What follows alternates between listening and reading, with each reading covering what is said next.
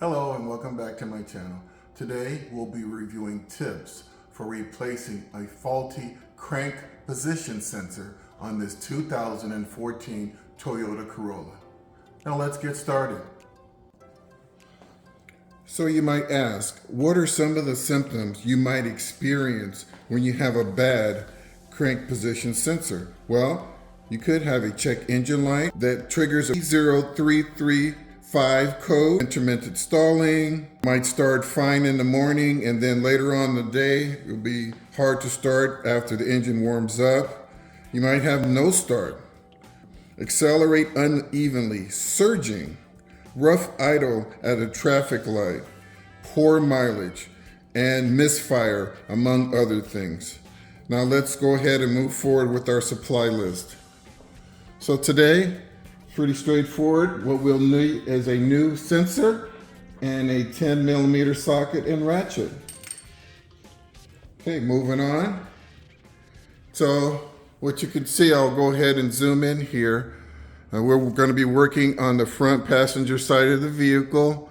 I have my flashlight and my pointer in place, and so I'm going to zoom in and I'm going to show you the sensor, because I think you can locate it very easily from the top of the vehicle. The component on the right is the one we'll be focusing on, which is the crank position sensor. Make sure you guys can see what I'm talking about. And so right there, I'm touching it, okay? What you'll want to do is reach in there, and this black piece right here is actually a clip.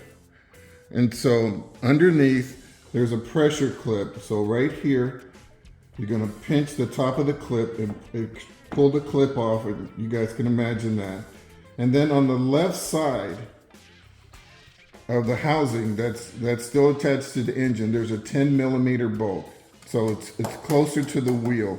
And you simply go down in there with your socket, undo the 10mm bolt, pull out the old sensor, install the new sensor, install the bolt, and then reattach the electrical connector.